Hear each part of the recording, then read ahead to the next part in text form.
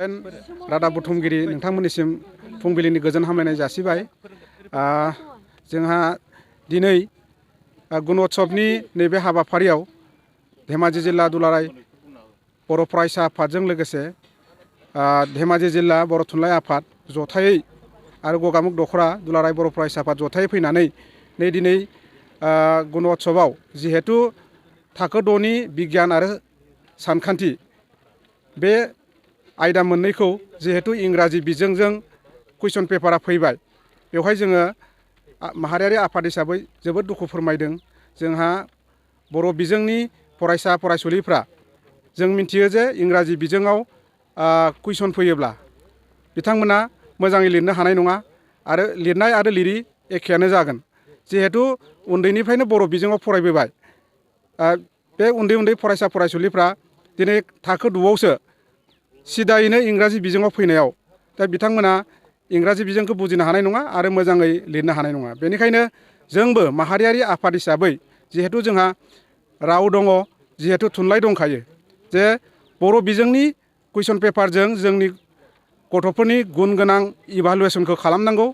आरो बेनिखायनो जों होबथानाय जादों दि दिनै आसाम सरकारा बर' बिजोंनि सायाव बिहारि मेगनै नायदों होननानै बुंजायो जे लासै लासै बर' बिजोंखौ बिथांमोना बुथारनायनि लामायाव नाथ्रोदगासिनो दङ। दा बेखौ लानानै जोङो थुनलाइ आफाद, फरायसा आफाद खोब मैखोमै बेखौ हेंथा होदों आरो दिनैनि बे आनजादाव जिरायनाय फरायसा फरायसुलिफोरखौ जों जोबोद गोसो गैयामोनब्लाबो आसाम सरकारनि बेबायदि गाज्रि नोजोरै नायनायाव दिनै होबथानो गोनां जाबाय। आरो जों खावलायो जे आसाम सरकारा बा सोलोंथाइ बिफाना थाबैनो जोंनि बर' बिजोंनि फरायसा फरायसुलि बिथांमोनखौ बर' बिजोंनि सोंथि बिलाइ दाननानै इभालुएसनखौ खालामफिननांगौ। आरो फैबाय थानाय समाव जोंनि बेबायदि होबथानायखौ गनायाब्ला जों बर' थुनलाइ आफाद आरो बर' फरायसा आफाद जथायै मैखोमै राजा लामायाव जों ओंखारनो गोनां जागोन। आरो बेखिनिखौनो जोङो आसाम सरकारनि सोलोंथाइ बिफान बा आसाम सरकारनि चिफ मिनिस्टार बिथांनिसिम जोङो खावलायहरबाय। जों बर'फ्रा जिहेतु उन्दै उन्दै फरायसा फरायसुलिफ्रा जोंनि बर' माहारिनि भबिसत, दा बिथांमोना जुदि बर' बिजोंजों लिरनानै मोजाङै गावनि गुनखौ दिन्थिनो हायाबा दिनै जों बुंनो हायो जे दिनै गुणोत्सव नङा, दिनै जोंनि बर' बिजोंखौ बुथारनायनि मोनसे उत्सबसो खालामगासिनो दं होननानै जों बुंनो सानो। दा बेखायनो जोंनिफ्राय मोनसेल' खावलायनाय जे आसाम सरकारा जाहाथे जोंनि बर' बिजोंखौबो बिजों हिसाबै थांना थानो हो आरो जोंनि फरायसा फरायसुलिफ्राबो गावनि बिजोंजों फरायनानै जाहाथे गुन गोनां फरायसा आरो जोंनि हारिनि सासे रोंखा राखा फरायसा जोङो दानो हायो आरो जोंनि भबिसत दानो हायो।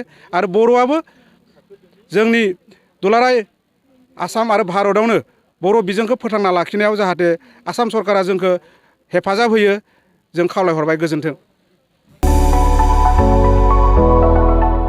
मोनसे गोजोनथाव खौरां। क'क्राझार सहरनि जेडि र'डजों नांजाबनाय गोजोनपुरि रयेल एनफिल्ड श'रुमनि गोजौआव थानाय आइ आफा बिएम इनस्टिट्युट अफ पेरामेडिक्स बेखेवदों। बे आइ आफा बिएम इनस्टिट्युट अफ पेरामेडिक्सआ नोंथांमोननो लानानै फैदों देहा जोथोन लाखिनायनि माखासे आयदाफोरनि 2024-2025 मायथाइनि मुं थिसननाया फैगौ 15 जानुवारिनिफ्राय जोबथा मार्च दानसिम सोलिगासिनो दङ। 10+2नि उथ्रिसारनाय बिजाथि एबा फरायसाफोरा बे पेरामेडिक्सआव गावारि सोलोंथाइखौ लानो हागोन। क'क्राझार सहरनि गोजोनपुरि एबा गांजिमा बाजारजों नांजाबनाय आइ आफा बिएम इनस्टिट्युट अफ पेरामेडिक्सआ नोंथांमोननि थाखाय गोदान मुं थिसननाय आयदाफोरा जादों medical laboratory technology, first aid patient care and assistant nursing, OT technician, ICU technician, radiology technician कर्सखौ 2 बोसोरनि गेजेरावनो आबुं खालामनानै बिएसएस डिप्ल'माखौ लानो हागोन। लोगोसे गासैबो डिप्ल'माखौ लानायनि उनाव सोरखारि साख्रि मोननायनि सुबिदाबो दङ। जुदि नोंथांमोनहा बेफोर कर्सनि थाखाय गोदानै मुं थिसननो गोसो दङब्ला आइ आफा बिएम इनस्टिट्युट अफ पेरामेडिक्सनि नैबे जानबुं नम्बर 9395899391 एबा 8638391746 आव थोंजों सुलाद लाहरनो हागोन।